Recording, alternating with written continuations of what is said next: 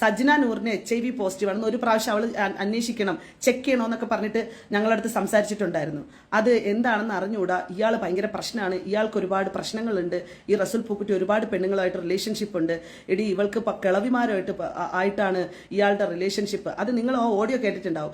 അത്രയും ആളുകളുടെ റിലേഷൻഷിപ്പ് ഉണ്ട്. അപ്പോൾ എനിക്ക് വല്ല അസുഖം വരുമെന്നൊരു എനിക്ക് പേടിയുണ്ട്, എനിക്കൊരു ചെക്കിങ് നടത്തണം എന്നൊക്കെ അവൾ പറഞ്ഞു. ഈ സാധനങ്ങളൊക്കെ പബ്ലിഷ് ചെയ്ത് ഞാൻ ഇവൾ പറഞ്ഞ വിഷയത്തെ വളരെ ഗൗരവമായിട്ട് കണ്ട ആളുകളുടെ മുമ്പിലേക്ക് കോട്ട് ചെയ്ത് കൊടുക്കുമ്പോൾ ആളുകൾ അതെങ്ങനെ എടുക്കുന്നത്? ആളുകൾ അതിന് തംബ്നെയിൽ ഉണ്ടാക്കിക്കൊണ്ടുവരും. ഞാനൊരിക്കലും അത്തരത്തിലൊരു സാധനം ചെയ്തില്ല. ബട്ട് ഇന്ന് ഇതിവിടെ എനിക്ക് സംസാരിക്കേണ്ടി വരുന്നത് അവളുടെ ആ ഒരു statement, especially Bigg Boss contestant ആയിരുന്നത് കൊണ്ട് തന്നെ, ആ സർക്കിളുകളിൽ ഞാൻ ഉണ്ടായിരുന്നത് ആളുകൾക്ക് അറിയാമെന്നുള്ളത് കൊണ്ട് തന്നെ ആ സ്റ്റേറ്റ്മെൻറ്റ് എന്നെ ബാധിച്ചത് 24 മണിക്കൂറുകളാണ്. അപ്പം സജിനയുടെയും റസൂൽ പൂക്കുട്ടിയുടെയും കാട്ടവരാത അവിഹിതങ്ങൾ മറയ്ക്കാൻ വേണ്ടി ദിയാസനയെ കരുവാക്കിക്കൊണ്ട് കാണിച്ച ഈ ഒരു നടപടി, അതിനെതിരെ കൃത്യമായിട്ട് ഞാൻ മൂവ് ചെയ്തിട്ടുണ്ട്. നമസ്കാരം ആൻഡ് വെൽക്കം ബാക്ക്. എല്ലാവരും സുഖമായിട്ടിരിക്കുന്നു. ദിയാസന, റസൂൽ പൂക്കുട്ടി, സജ്ന നൂർ, റസൂൽ പൂക്കുട്ടി, ഇവരെ ഒരു ഭാഗത്തും മറുഭാഗത്ത് ദിയാസനയും. ഈ ഒരു വിഷയത്തെക്കുറിച്ച് ഓൾറെഡി നമ്മൾ കുറച്ച് വീഡിയോസ് ചെയ്തിട്ടുണ്ട്. അതിൻ്റെ കണ്ടിന്യൂഷൻ ആയിട്ടുള്ളൊരു വീഡിയോ ആണ് ഇന്നലെ ദിയാസന ലൈവിൽ വന്നിട്ടുള്ള ചില കാര്യങ്ങൾ വെളിപ്പെടുത്തി. അതാണ് നമ്മൾ ഈ ഒരു വീഡിയോയിൽ ഡിസ്കസ് ചെയ്യുന്നത്. താല്പര്യമില്ലാത്തവർ പ്ലീസ് ഈ ഒരു വീഡിയോ ഡിസ്കണ്ടിന്യൂ ചെയ്ത് ഇവിടെ തന്നെ സ്കിപ്പ് ചെയ്ത് പോവുക. ഈ ഒരു വിഷയം കാണുന്നവർ മാത്രം കാണുക. കാരണം അത്ര വലിയ സോഷ്യലി റിലവൻ്റ് ആയിട്ടുള്ള വിഷയമൊന്നല്ല. പക്ഷേ സോഷ്യൽ മീഡിയ ഡിസ്കസ് ചെയ്യുന്നത് നമ്മൾ ഓൾറെഡി സംസാരിച്ച വിഷയമായതുകൊണ്ട് ചില കാര്യങ്ങൾ ദിയാസന സംസാരിച്ചപ്പോൾ നമ്മളത് സംസാരിക്കണം എന്നുള്ളൊരു ആവശ്യകത ഇവിടെ വന്നു. അതുകൊണ്ടാണ് കേട്ടോ. ഫസ്റ്റ് ടൈമാണ് നിങ്ങൾ ചാനൽ കാണുന്നുണ്ടെങ്കിൽ പ്ലീസ് ഒന്ന് സബ്സ്ക്രൈബ് ചെയ്യുക. ഹൈപ്പ് ഓപ്ഷൻ കാണുകയാണെങ്കിൽ ഹൈപ്പ് ചെയ്യുക. വീഡിയോ ഇഷ്ടപ്പെടുകയാണെങ്കിൽ ലൈക്ക് ചെയ്യുക. നിങ്ങളുടെ അഭിപ്രായം എന്തായാലും കമൻറ്റ് ചെയ്യുക. 2 ദിവസം മുന്നേ നമ്മൾ ഈ ഒരു വീഡിയോ ചെയ്തപ്പോൾ ഈ സജ്ന ഒരു ചാറ്റ്, സജ്നയും ദിയാസനയും തമ്മിലുള്ള ഒരു ചാറ്റ് ഉണ്ടായിരുന്നു. ആ ചാറ്റിൽ ഇങ്ങനെ പറയുന്നുണ്ട്, ചട്ടിയും കലാവുമ്പോൾ തട്ടിയും മുട്ടിയൊക്കെ ഇരിക്കും, എനിക്ക് നിങ്ങൾ വേണം, ഇല്ലാതെ പറ്റും, അങ്ങനെ ഒരു കോംപ്രമൈസ് രീതിയിലുള്ള ടോക്കിൻ്റെ ഒരു സ്ക്രീൻഷോട്ട് ഉണ്ടായിരുന്നു.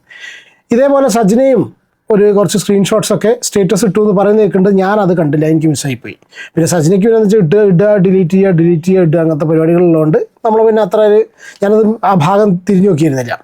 എന്തായാലും ആ ഒരു സ്ക്രീൻഷോട്ട്, ആ ഒരു ചാറ്റിൻ്റെ സ്ക്രീൻഷോട്ട് എന്താണെന്നുള്ളത് ദിയാസന ഒരു എക്സ്പ്ലനേഷൻ തരുന്നുണ്ട്. ഇവർ കമ്മീഷൻ ഓഫീസിൽ പോകുന്ന സമയത്ത് പണ്ടെന്നെ സജ്നനെ ബ്ലോക്ക് ചെയ്തിട്ടുണ്ടെന്ന് വാട്സാപ്പ്, ഞാൻ ആ കാര്യങ്ങൾ ഡീറ്റെയിൽ ആയിട്ട് ദിയ പറയുന്നത് ഞാൻ ഇതിൽ വെക്കാം. ഒരു അൺബ്ലോക്ക് ചെയ്തു, ഇവരറിയാതെ ഇവർ കൈ തട്ടി ഇവർ അൺബ്ലോക്ക് ആയിപ്പോയി. ഈ സ്ത്രീയുടെ സജ്നേനെ അൺബ്ലോക്ക് ആയിപ്പോയി, അറിയാതെ വീഡിയോ കോൾ വിളിച്ചു. അതിന് തിരിച്ച് സജ്ന, അതായത് ഇവർ കോംപ്രമൈസ് ആവാൻ പോവുകയാണെന്നുള്ള കണ്ടീഷനിൽ സജ്ന വിചാരിച്ചിട്ട് സജ്ന മറുപടി കൊടുത്തതിനുള്ള ആ ഒരു സ്ക്രീൻഷോട്ടാണ് ദിയാസന കാണിച്ചതെന്ന് പറഞ്ഞാണ് ദിയാസന ഈ ഒരു വീഡിയോയിൽ എക്സ്പ്ലെയിൻ ചെയ്യുന്നത്. അപ്പോൾ നമുക്ക് ഈ ഒരു വീഡിയോയിൽ കിടക്കാം. പകുതിയിൽ പോലത്തെ കഴിഞ്ഞ പ്രാവശ്യത്തെ പോലെ എനിക്ക് തോന്നുന്നില്ല ഒരു കോമഡി പരമായിട്ട് ചെയ്യാൻ പറ്റുന്നത്. കാരണം വെച്ചാൽ ദിയാസന ഒന്നും കൂടി സ്ട്രോങ് ആയിട്ടാണ് സംസാരിക്കുക. ഇതിൻ്റെ സംസാരം കേട്ട് കഴിഞ്ഞാൽ ഞാൻ എൻ്റെ ഒരു ഭാഗത്ത് നിന്ന് പറയാം, ദിയാസനയുടെ സംസാരം കേട്ട് കഴിഞ്ഞാൽ ഒന്നും കൂടി ജെന്യുവിൻ ആണ് അവർ പറയുന്ന കാര്യങ്ങൾ, വിത്ത് പ്രൂഫ് അവരുള്ള കാര്യങ്ങൾ സംസാരിക്കാമെന്ന് തോന്നിപ്പോവും. പക്ഷെ സജിനയുടെ കേസ് അതല്ല. സജിനയുടെ സംസാരം കേട്ടാൽ തന്നെ നമുക്ക് താടിക്ക് കൈയും കൊടുത്ത് ആ പഴയ ചിരി മൂഡിലേക്ക് നമ്മൾ പോവും. പക്ഷെ എന്നാലും ചെറിയ ഒപ്പൊക്കെ ഉണ്ട്. നോക്കാം നമുക്ക് എന്താണ് ദിയയ്ക്ക് പറയാനുള്ളത്. വളരെ പ്രധാനമായിട്ട് നിങ്ങളോട് പറയുന്നത്, ഞാൻ ഈ വിഷയം അറിഞ്ഞ് ഓൺ ദ സ്പോട്ടിൽ വൈകുന്നേരം തന്നെ മ്യൂസിയം പോലീസ് സ്റ്റേഷനിൽ പരാതി നൽകി അതിൻ്റെ സ്റ്റേറ്റ്മെൻറ്റ് ഞാൻ സ്റ്റോറി ഇട്ടിട്ടുണ്ടായിരുന്നു. അത് കഴിഞ്ഞതിന് ശേഷം ഞാൻ ഈ പറഞ്ഞ പോലെ ഡിഫോമേഷന് ഞാൻ ഫയൽ ചെയ്തു. അതിന് കുറച്ച് പ്രോസസ്സുകൾ ഉണ്ടായിരുന്നത് കൊണ്ടിട്ട് കുറച്ച് ഡിലേ വന്നായിരുന്നു. ഇപ്പോൾ അത് പാസ്സായിട്ടുണ്ട്. ആ സാധനം അവൾക്കൊരു വക്കീൽ നോട്ടീസ് അയച്ചു. അവൾ പറഞ്ഞ അഡ്രസ്സിലേക്കാണ് അയച്ചിട്ടുണ്ടായിരുന്നത്, ഞങ്ങൾക്കൊക്കെ അറിയുന്ന അഡ്രസ്സിലേക്ക് അയച്ചിട്ടുണ്ടായിരുന്നു. ആ വീട് മാറിപ്പോയി. അതായത് അവൾ ആരോപിച്ച എനിക്ക് നല്ല പ്രൈവസിയൊക്കെ ഉള്ള, ഭയങ്കര ഹാപ്പിനെസ് ഉള്ള, ഭയങ്കര സന്തോഷമുള്ളൊരു വീടുണ്ടായിരുന്നു. ഇത് എന്തെന്ന് ശാസ്ത്രമംഗലത്ത് ഒരു വീട്. ആ വീട്ടിൽ നിന്ന് അവൾ പോയി ഗൈസ്. ആ വീട്ടിൽ നിന്ന് അവൾ പോയി. വലിയ പ്രൂഫായിരുന്നല്ലോ അത് ദിയാസനക്കെതിരെയുള്ള. ആ പ്രൂഫിനെ കളഞ്ഞിട്ട് അവൾ ഓടിപ്പോയി ഗൈസ്. മനസ്സിലായോ? നിങ്ങളത് മനസ്സിലാക്കണം. അവിടുത്തെ പോയി. ഇതുവരെ മ്യൂസിയം പോലീസ് സ്റ്റേഷനിൽ നിന്ന് സ്റ്റേറ്റ്മെൻറ്റ് എടുക്കാൻ അവളുടെ ഭാഗത്ത് നിന്ന് വിളിപ്പിച്ചു. ഇതുവരയ്ക്കും വന്നിട്ടില്ല. ഓക്കെ, ഇതുവരയ്ക്കും ആ സ്റ്റേറ്റ്മെൻറ്റ് എടുക്കാൻ ആയിട്ട് വിളിപ്പിച്ചിട്ട് അവൾ വന്നിട്ടില്ല, ഫോൺ അറ്റൻഡ് ചെയ്യുന്നില്ല, ഒന്നും ചെയ്തില്ല. മ്യൂസിയം പോലീസ് സ്റ്റേഷൻ അത് FIR ആക്കി. ഞാൻ ഇന്ന് കമ്മീഷൻ ഓഫീസിൽ പോയിട്ടുണ്ടായിരുന്നു. കാരണം നിരന്തരം 3-4 വീഡിയോകളായിട്ട് അവർ വെല്ലുവിളിച്ചുകൊണ്ടിരിക്കുകയാണ്. ഒന്നാമത്തെ കാര്യം നിങ്ങൾ എല്ലാവരും മനസ്സിലാക്കാൻ വേണ്ടി വളരെ കൃത്യമായിട്ട് പറയാം. എനിക്കെതിരെ വന്ന അലിഗേഷനിൽ സമൂഹത്തിൻ്റെ മുമ്പിൽ പറയാണ്, ഞാൻ ടെസ്റ്റ് റിപ്പോർട്ട് എടുക്കാൻ കൊടുത്തിട്ടുണ്ട്. ഓക്കെ, അതിൻ്റെ റിസൾട്ട് വരും, വെയിറ്റ് ആൻഡ് സീ നിങ്ങൾ. ഓക്കെ, അതൊന്ന്. കാരണം നമുക്ക് ആക്സസബിൾ ആകുന്ന ടെസ്റ്റ് റിപ്പോർട്ടുകൾ നമുക്ക് എടുക്കാൻ പറ്റും. ഇല്ലെങ്കിൽ നിങ്ങൾ ആര് വേണമെങ്കിലും ഒരു പരാതി കൊടുത്ത് അതിന്മേൽ അന്വേഷണം നടത്തി അതിൻ്റെ ഫർദറായിട്ടാണ് കൂടുതൽ കാര്യങ്ങൾ ഏത് ടെസ്റ്റ് റിപ്പോർട്ട് എടുക്കാനാണെങ്കിലും കൂടുതൽ കാര്യങ്ങൾ ചെയ്യാൻ സാധിക്കുക. അത് ഇവിടുത്തെ നിയമമാണ്. അല്ലാതെ നമ്മൾ എടുത്ത് കൊടുത്തോന്ന് പറഞ്ഞ് പോയി കഴിഞ്ഞാൽ ഒരു കാര്യങ്ങളും പറ്റത്തില്ല. പിന്നെ ഇത് ഞാൻ ഇവിടെ സംസാരിക്കുന്നത് നിങ്ങളുടെയൊക്കെ മുമ്പിൽ ബോധിപ്പിക്കാൻ തന്നെയാണ്. കാരണം എനിക്ക് ബോധിപ്പിക്കേണ്ട അവസ്ഥ. ഇതിൽ ഒരു സ്ക്രീൻഷോട്ട് ഉണ്ട്. ഞാൻ ഇപ്പോൾ നോക്കിയ സമയത്ത് ഈ സജ്നയുടെ സ്റ്റേറ്റസാണ്. ദിയാസന ബിഗ് ബോസ് എന്ന് പറഞ്ഞിട്ടുള്ള അവിടുന്ന് ഒരു മിസ്ഡ് വീഡിയോ കോൾ. എന്നെ ഇങ്ങോട്ട് വിളിച്ചുകൊണ്ടിരിക്കുകയാണ്, കോംപ്രമൈസ് ആണെങ്കിൽ നടക്കില്ല മോളെ എന്നാണ് സ്ക്രീൻഷോട്ട്. എന്നിട്ട് ദിയാസനയ്ക്ക് മെസ്സേജ് അയച്ചു. വെനസ്ഡേ 6 മെയ്ക്ക് 3 മെസ്സേജ് അയച്ചിട്ടുണ്ട്. അത് ഡിലീറ്റ് ചെയ്തിട്ടുണ്ട്. പിന്നെ ഒരു മിസ്ഡ് വീഡിയോ കോൾ എന്തൊക്കെയോ. എൻ്റെ കയ്യിൽ സ്ക്രീൻഷോട്ട് എടുക്കുന്നതിൻ്റെ ഇടയ്ക്ക് അറിയാതെ ഒരു കോൾ അങ്ങോട്ട് പോയിട്ടുണ്ട്. ഇനി ദയവായി പറയരുത് ഞാൻ അങ്ങോട്ട് വിളിച്ചതാണെന്ന്. പ്ലീസ്, അതിനുള്ള തെളിവാണ് ഞാൻ ഇത് ഇട്ടത്. ഇവരൊക്കെ കൈയ്യട്ടി അങ്ങോട്ടും ഇങ്ങോട്ടും പോവാണ്. എന്തായാലും നോക്കാം, ബാക്കി ദിയാസന പറയുന്നത് കേൾക്കാം. അത് ഈ പറഞ്ഞ സജ്ന നൂർ എല്ലാ ആളുകൾക്കും, സജ്ന നൂർ ഏകദേശം ഒരു 12ഓളം ആളുകൾക്ക് റെഗുലർ ആയിട്ടിരുന്ന ഒരു പ്രശ്നം വരുന്ന സമയത്ത് അയാൾ അങ്ങനെ പറഞ്ഞു ഇങ്ങനെ പറഞ്ഞു എന്ന് പറഞ്ഞിട്ട് വോയിസ് റെക്കോർഡുകൾ അയക്കാറുണ്ട്. ഇന്ന് തന്നെ സജ്ന നൂറിന്റെ സ്റ്റോറിയിൽ നിങ്ങൾ നോക്കിയാൽ മനസ്സിലാവും സജ്ന എല്ലാം ഡിലീറ്റ് ചെയ്തിരിക്കാം. ഓക്കെ, ഡിലീറ്റ് ചെയ്ത പോർഷനിൽ ഒരു സംഭവമാണ് ഞാൻ എടുത്തു. ചട്ടിയും കലവും ആകുമ്പോൾ തട്ടിയും മുട്ടിയൊക്കെ ഇരിക്കും, അപ്പം അതൊക്കെ അങ്ങ് വിട്ട് കളയടി എന്നൊക്കെ പറഞ്ഞിട്ട് എൻ്റെ ഫോണിൽ പല രീതികളിലുള്ള അൺനോൺ കോൾസുകൾ ഇവൾ ചെയ്യിച്ചിട്ടുണ്ട്. എനിക്കത് ഭയങ്കര ബുദ്ധിമുട്ടായിട്ടുണ്ട്. അതിൻ്റെ ഫുൾ ഡീറ്റെയിലും വെച്ചിട്ട് ഞാൻ പരാതി നൽകിയിട്ടുണ്ട്. ഇന്നത്തെ പരാതിയിൽ ആ ഡീറ്റെയിൽ ഒക്കെ വെച്ചിട്ടുണ്ട്. വാട്സപ്പിൻ്റെ ഒരു ഓപ്പൺ സ്പേസിന് എടുത്തപ്പോഴത്തേക്കും അതിനകത്താണ് സജ്നയുടെ 2ാമത്തെ നമ്പർ. ഞാൻ കമ്മീഷണർ ഓഫീസിൽ ഇരിക്കുന്ന സമയത്താണ്, കമ്മീഷണർക്ക് അറിയാം ഞാൻ അത് എപ്പോഴാണ് അങ്ങനെ ഒരു കോൾ വരുന്നതെന്നുള്ളത്. അതായത് സജ്നയുടെ ഒഫീഷ്യൽ നമ്പർ വേറെയും സജ്നയുടെ വാട്സപ്പിനകത്ത് കിടക്കുന്ന നമ്പർ വേറെയാണ്. അപ്പോൾ വാട്സപ്പിനകത്ത് കിടക്കുന്ന നമ്പറാണ് വാട്സപ്പിനകത്തൂടെ കയറാൻ പറ്റുന്നത്. കാരണം അത് മെയിൻ ഇതിനകത്ത് കിടക്കുന്നില്ല. എനിക്ക് വാട്സപ്പിൽ മാത്രമേ കയറാൻ പറ്റുന്നുള്ളൂ. അങ്ങനെ ഇവളെ ഞാൻ ബ്ലോക്ക് ചെയ്ത് വെച്ചിരുന്നിട്ട് ഇന്നലെ സൺഡേ എൻ്റെ ഫോൺ അൺബ്ലോക്ക്ഡ് ആയിരിക്കുന്നുണ്ട്. കാരണം ഞാൻ റീസെറ്റ് ചെയ്തിട്ടുണ്ടായിരുന്നു എൻ്റെ ഫോൺ. പല നമ്പറുകളും ബ്ലോക്കും അൺബ്ലോക്കും എങ്ങനെ ആയിട്ടുണ്ടെന്നുള്ളത് എനിക്കറിയില്ല. അൺബ്ലോക്ക്ഡ് സൺഡേ ആയിട്ടുണ്ട് എൻ്റെ ഫോണിൽ. അതിൻ്റെ പ്രൂഫ് എൻ്റെ കയ്യിലുണ്ട്. ഞാൻ ഇന്ന് അവരുടെ നമ്പർ വാട്സപ്പിൽ നിന്ന് എടുത്തിട്ട് എനിക്കറിയില്ല കേട്ടോ, അങ്ങനെ അൺബ്ലോക്ക് ആവുമോ? നമ്മൾ എന്താണ് ഈ വാട്സാപ്പ് റീസെറ്റ് എന്നുള്ളത് അറിയില്ല. വാട്സാപ്പ് റീസെറ്റ് ചെയ്യുന്ന സമയത്ത് അൺബ്ലോക്ക് ആവുമോ എനിക്കറിയില്ല. എന്തെങ്കിലും പോലീസ് സ്റ്റേഷനിൽ ഇരുന്നിട്ട് കമ്മീഷണറുടെ മുമ്പിൽ വെച്ചിട്ട് എഴുതാൻ വേണ്ടി പോകുമ്പോൾ വീഡിയോ കോൾ ഓപ്പൺ ആയി പോവുക, എൻ്റെ കൈ തട്ടിയിട്ട്. കാരണം ഞാൻ കുറച്ച് ഇമോഷണലി ആയിരുന്നു ആ സ്ഥലത്തിരുന്നത്. അപ്പം തന്നെ ഞാൻ രണ്ടാക്കും അങ്ങോട്ടും ഇങ്ങോട്ടും കൈ തട്ടി വീഡിയോ കോൾ ഓപ്പൺ ആയി പോയിട്ടുണ്ട്. സജ്നയ്ക്കും വീഡിയോ കോൾ ഓപ്പൺ ആയി പോയിട്ടുണ്ട്. സജ്ന പറഞ്ഞത് സ്ക്രീൻഷോട്ട് എടുക്കാൻ വേണ്ടിയിട്ടോ. സജ്നല്ലേ പറഞ്ഞത് സ്ക്രീൻഷോട്ട് പോട്ടെ. അത് കട്ട് ചെയ്തു. അപ്പോഴും അവിടെ സംസാരിച്ചുകൊണ്ടിരിക്കുമ്പോൾ സാറിൻ്റെ അടുത്ത് തന്നെ വെച്ചിട്ട് 2:30 മണിയായപ്പോഴത്തേക്കും ഇവളുടെ ഒരു വീഡിയോ കോൾ തിരിച്ചു വരികയാണ്. അപ്പോൾ പർപ്പസ്ഫുള്ളി അങ്ങനെ ഒരു കാര്യം ചെയ്തതല്ല. അവളാണ് വന്നിരുന്നിട്ട് മറ്റേ തട്ടിയും കലവും ആകുമ്പോൾ പൊട്ടിയും തട്ടിയൊക്കെ ഇരിക്കും അങ്ങനെ ഇങ്ങനെ എന്നൊക്കെ പറഞ്ഞത്. ഒരു രീതിയിലും വന്നിരുന്നിട്ട് ഇത്രയും പ്രശ്നം നടക്കുമ്പോൾ ഒരു വീഡിയോ കോൾ ചെയ്യാന്ന് പറയുന്നത് ഇനി അത് അവള് അതിനെ വലിയ രീതിയിൽ വെച്ചിരിക്കുകയാണെന്നുണ്ടെങ്കിൽ ഞാൻ പറയാൻ വേണമെന്നുണ്ടെങ്കിൽ അത് റസൽ പൂക്കുട്ടിയുടെ അവിഹിതം കാണിക്കാൻ വേണ്ടിയിട്ട് ഞാൻ വിളിച്ചതാണ്. കാരണം എൻ്റെ കയ്യിൽ കുറച്ച് പ്രൂഫുകളുണ്ട്, അതാണ്. അപ്പോൾ അതിൻ്റെ ഇടയിൽ കൂടെ അതും കൂടെ കിടക്കട്ടെ.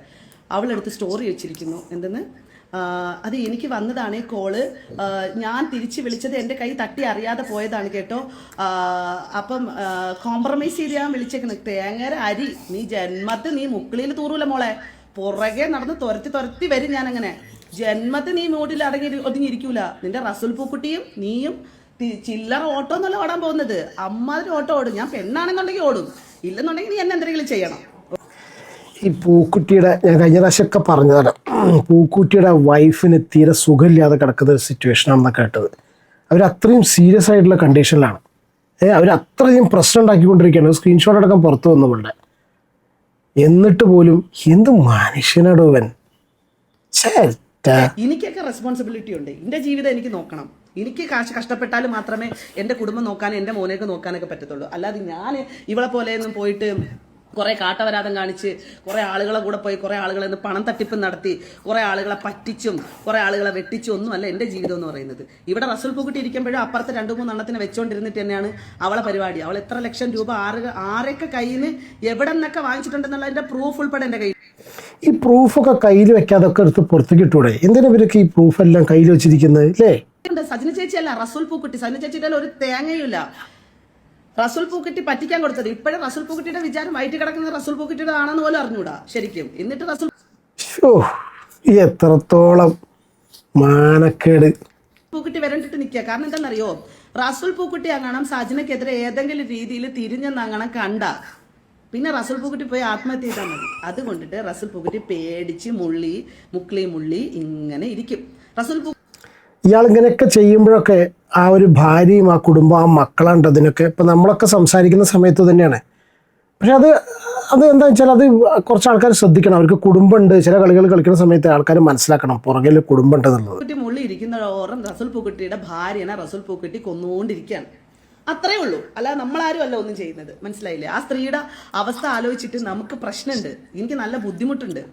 എൻ്റെ അടുത്ത് അവരുടെ ഒരു സുഹൃത്ത് വിളിച്ചിട്ട് പറയാണ് അവര് വലിയ പ്രശ്നത്തിലാണെന്ന്. അവരുടെ അവസ്ഥ ഭയങ്കര ഡേഞ്ചറാണ് ദിയ. ഇവിടെ ഈ കണ്ടുകൊണ്ടിരിക്കുന്ന സാധനങ്ങളൊക്കെ അവർക്ക് വല്ലാത്ത രീതിയിൽ ബാധിക്കുന്നുണ്ട്. അവരൊരു രീതിയിൽ അവർക്ക് മാനസികമായിട്ട് ഓക്കെ അല്ല അവര്. എനിക്ക് സങ്കടമുണ്ട് ഗൈസ്, എനിക്ക് വളരെ വലിയ സങ്കടമുണ്ട്. പക്ഷെ എന്ത് ചെയ്യാനാണ് ഷാദിത്ത, ഞങ്ങളെ കൊണ്ടൊന്നിനും പറ്റില്ല. ഈ സ്ത്രീ ഈ പുരുഷന് കാണിച്ചുകൊണ്ടിരിക്കുന്ന വൃത്തികേട്ടിന് എനിക്ക് സംസാരിക്കാൻ നിവൃത്തിയില്ല. എൻ്റെ കാര്യമല്ലേ ഞാൻ ആദ്യം ക്ലിയർ ചെയ്യേണ്ടത്. ഞാനല്ലേ സമൂഹത്തിന്റെ മുമ്പിൽ അപമാനിക്കപ്പെട്ടത്. ഈ കണ്ട കാട്ടവരാതെ മുഴുവനും കാണിച്ചുകൊണ്ടിരിക്കണം ഇവളെ സംബന്ധിച്ചിടത്തോളം, എന്നെ സംബന്ധിച്ചിടത്തോളം നോക്കുമ്പോൾ ഞാനല്ലേ അപമാനിക്കപ്പെട്ടത്. എവിടെ റസൂൽ പൂക്കുട്ടിയും സജിന, എവിടെ ദിയാസനെ പൊക്കിക്കൊണ്ടുവരാൻ ആൾക്കാർ? ഇത്ര അധികം സംസാരം ഈ സോഷ്യൽ മീഡിയയിൽ നടന്നിട്ടും ഇവനെ അറിഞ്ഞിട്ടില്ലല്ലോ അല്ലേ? ഇവൻ അതിൻ്റെ ഉള്ളിൽ നിന്ന് ഇതുവരെ അവൻ ഒരു സ്റ്റേറ്റ്മെൻറ്റോ അവൻ്റെ വോയിസ് ഇറങ്ങി എല്ലാ പരിപാടികളും ഇറങ്ങിയിട്ടും ഇന്നേ വരെ അവനൊന്ന് എല്ലാം ഫ്രണ്ടിൽ സജിന നൂറ് എനിക്ക് സപ്പോർട്ട് കിട്ടുന്നുണ്ട്. ഓക്കെ, ഞാൻ അംഗീകരിച്ചു. നിങ്ങൾ എനിക്ക് തരുന്ന സപ്പോർട്ടിനൊക്കെ വളരെയധികം നന്ദി. എനിക്ക് പേഴ്സണലി തരുന്ന മെന്റൽ ഹെൽത്തിന് വളരെയധികം നന്ദി. എന്നെ നല്ല രീതിയിൽ പ്രൊട്ടക്ട് ചെയ്ത് എൻ്റെ കൂടെ വന്ന് നിൽക്കുന്ന, എന്നെ കാണാൻ വരുന്ന എൻ്റെ എല്ലാ സുഹൃത്തുക്കൾക്കും നന്ദി. ബട്ട് ഇതെല്ലാം അനുഭവിക്കുന്നത് ഞാൻ മാത്രമാണ്. ഇതെല്ലാം ഫേസ് ചെയ്യുന്നത് ഞാൻ മാത്രമാണ്. പക്ഷേ സജിന കളിച്ച ആൾ തെറ്റിപ്പോയി. സജിന വിചാരിച്ചത് ഇപ്പം അങ്ങ് എന്നെ ഒതുക്കി തൂഫാനിലിരുത്താൻ. നീ മുഖ്യമന്ത്രിക്ക് കൊണ്ടുപോയി ഒരു പരാതി കൊടുത്ത്, സജിന തുടക്കമിട്ട സ്ഥലം നിങ്ങൾ ആലോചിച്ചോണം. മുഖ്യമന്ത്രിക്ക് കൊണ്ടുപോയി ഒരു പരാതി കൊടുത്തെന്താണെന്നറിയാം, എൻ്റെ അക്കൗണ്ട് ഹാക്കായെന്ന്. മുഖ്യമന്ത്രിയോട് ഞാൻ പറയാണ്, ആ പരാതിയിന്മേൽ അന്വേഷണം നടത്തണം. മുഖ്യമന്ത്രി അവൾ തന്ന പരാതിയിന്മേൽ അന്വേഷണം നടത്തണം. അപ്പോഴാണ് പ്രോക്സി അഡ്രസ്സൊക്കെ വെച്ചിട്ട് ഇവള് തന്നെയാണ് അതിന്റെ കാരണക്കാരിന്ന് മനസ്സിലാവുന്നത്. കാരണം ഇവളുടെ അക്കൗണ്ടിൽ ഇടയ്ക്കിടയ്ക്ക് ഓരോ പോസ്റ്ററുമായിട്ട് വരുമല്ലോ. ഇതെല്ലാം റസൂൽ പൂക്കുട്ടിയായിട്ട് പ്രശ്നം ഉണ്ടാകുന്ന സമയത്ത് അയാളെ പേടിപ്പിക്കാൻ വേണ്ടിയിട്ടാ, അല്ലെങ്കിൽ അയാളെ കയ്യിൽ നിന്ന് പണം അടിച്ചു മാറ്റാൻ വേണ്ടിയിട്ടാ. ഇയാൾ ഇത് പേടിച്ചിട്ട് എന്ത് ചെയ്യും, കുറച്ച് കഴിയുമ്പോഴത്തേക്ക് ഇവൾ ഈ സാധനം ഡിലീറ്റ് ചെയ്യും. എന്നിട്ട് നേരെ വന്നിട്ട് അടുത്ത നാടകം. ഈ നാടകത്തിൽ ഇവൾ എന്ത് ചെയ്തു, ബാക്കിയുള്ളവർ എൻ്റെ പുറകിൽ നിന്ന് കുത്തി മറ്റത് മറിച്ചത്. ഇവൾ കാണിച്ച തെമ്മാടിത്തരം കാരണം എനിക്ക് ഇവളടുത്ത് സഹായിക്കാൻ പറ്റാതായി. ഇവളെ ഞാൻ ബ്ലോക്ക് ചെയ്തു. 6-ാം തീയതി ബ്ലോക്ക് ചെയ്തു. അതെല്ലാം എൻ്റെ ഫോണിലുണ്ട്. 6-ാം തീയതി ബ്ലോക്ക് ചെയ്ത് ഇന്നലെ അൺബ്ലോക്ക്ഡ് ആയിപ്പോയ സാഹചര്യത്തെ പറ്റി ഞാൻ പറയുന്നത്. ഒരിക്കൽ പോയത് ഇവളെ പോലെ ഒരു നാറി. അന്ന് ഇവള് 3 വട്ടം സൂയിസൈഡിന് ശ്രമിച്ച സമയത്ത് ഒരു വട്ടമെങ്കിലും പോവാതിരുന്ന് ഇവളങ്ങ് ചത്തുപോയാൽ മതിയായിരുന്നു. ഞാൻ ഇന്ന് ആഗ്രഹിക്കുന്നതാണ് സജിന നൂറിന്റെ അവസ്ഥയിൽ ഈ പറഞ്ഞ റസൂൽ പൂക്കുട്ടി അവൾ അവിടെ നൂറ് വയ്യ നൂറിന്റെ അടുത്ത് പോയി എന്നിട്ട് അവിടെ നിന്ന് പറഞ്ഞു വിടോ, തിരിച്ച് വീട്ടിൽ വിടൂല, അവിടെ തന്നെ കൂടെ ഇരിക്കണേ. എനിക്ക് മറ്റേ ചെലവിനെന്നാണ് ഇരുത്തി വെച്ചിരിക്കുന്നത്, നായിന്റെ മോൻ. മനസ്സിലായില്ലേ? ഓസ്കാർ ജേതാവ്. അയ്യേ, ഞാൻ അത്രയും 55 വയസ്സുണ്ടല്ലോ അവന്.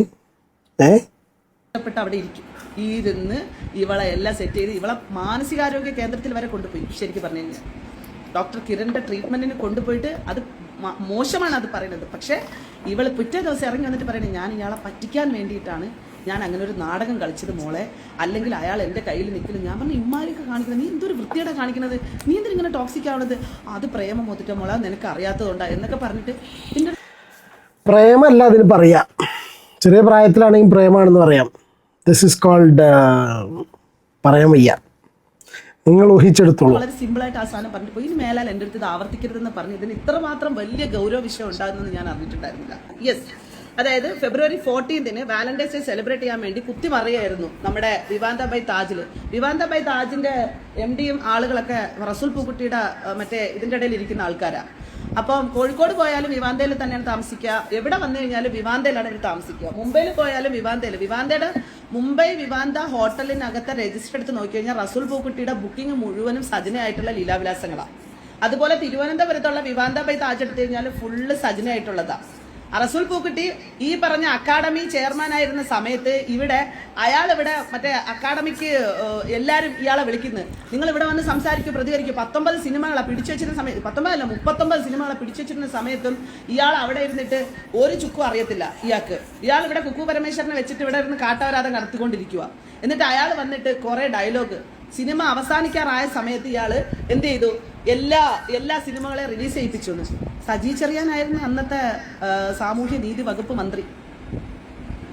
മനസ്സിലായില്ലേ? മന്ത്രിയുടെ ഇടപെടൽ കൊണ്ട് മാത്രം തന്നെയാണ്, അന്നത്തെ ഗവൺമെന്റിന്റെ ഇടപെടൽ കൊണ്ടാണ് ഇവിടെ കാര്യങ്ങൾ നടന്നത്. അല്ലാതെ റസൂൽ പൂക്കുട്ടി പോയി ഉണ്ടാക്കിക്കൊണ്ട് വന്നതല്ല. അയാൾ ഒരു റെസ്പോൺസിബിലിറ്റി എടുത്തില്ല. എന്നിട്ട് ഇവൾ റസൂൽ പൂക്കുട്ടിയെ വീണ്ടും അക്കാഡമി ചെയർമാൻ സ്ഥാനത്തേക്ക് ആക്കാൻ വേണ്ടിയിട്ട് ഇവൾ ഏതൊക്കെയോ ആൾക്കാരെ പോയി കണ്ടെന്നോ, ഏതൊക്കെയോ മന്ത്രിമാരെ പോയി കണ്ടെന്നോ എന്നൊക്കെ പറയണതിന്റെ പ്രൂഫൊക്കെ എനിക്ക് കിട്ടിയിട്ടുണ്ട്, വോയിസ് റെക്കോർഡൊക്കെ ആയിട്ട്. അതൊക്കെ എൻ്റെ കയ്യിൽ ഇരിപ്പുണ്ട്.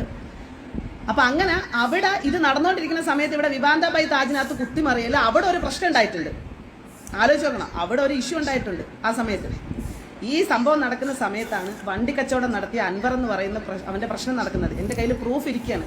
എടി എന്നെ ഒന്ന് സഹായിക്കണം എന്ന് പറഞ്ഞ് മ്യൂസിയം പോലീസ് സ്റ്റേഷനിൽ ആ കേസുമായി ബന്ധപ്പെട്ട് ഇവൾക്കൊപ്പം പോകുന്നത് ഞാനാണ്. എപ്പോഴും എന്ത് സഹായവും, എല്ലാ സഹായത്തിനാണ് എന്നെ വിളിക്കുന്നത്. ഞാൻ കൂടെ കയറിപ്പോവും. ചെറിയൊരു പോർഷൻ മാത്രം, അധികം ദീർഘിപ്പിക്കുന്നില്ല. ഇവരുടെ സംസാരം കേട്ട് കഴിഞ്ഞാൽ, ഇവരുടെ കോൺഫിഡൻസ് കേട്ടാൽ ഇവരുടെ അടുത്ത് എല്ലാ പ്രൂഫുള്ള രീതിയിലാണ് സംസാരിക്കുക. വേറെ സജ്ന നൂറിൻ്റെ ഭാഗത്തുനിന്ന് അതൊന്നും ഉള്ളതായിട്ട് എനിക്ക് പേഴ്സണലി ഫീൽ ചെയ്തിട്ടില്ല. പിന്നെ ഒരു കാര്യം കൂടി ഇതിൽ ദിയാസന പറയുന്നുണ്ട്. ഓൾറെഡി ഞാൻ ഇതിനെക്കുറിച്ച് വളരെ സ്ട്രോങ് ആയിട്ട് പല വീഡിയോസിലും പറഞ്ഞു. ആ ഒരു ചെറിയ പെൺകുട്ടിയുടെ കേസ്, ഈ ഫിറോസ് ഖാനുമായിട്ടുള്ള ബന്ധപ്പെട്ടുള്ള പെൺകുട്ടിയുടെ കേസ്, അങ്ങനത്തെ സീരിയസ് ആയിട്ടുള്ളൊരു വിഷയം ഉണ്ടായിരുന്നെങ്കിൽ ഇത് പുറത്തുവിട്ട് ഷഫീന ബീവിയും കൂടിയാണ്. അവർ പേരടക്കം വെളിപ്പെടുത്തിയിട്ടാണ് ആ ഒരു കുട്ടിയുടെ പേര് പുറത്തുവിട്ട്. അത് ഒരിക്കലും ശരിയല്ല.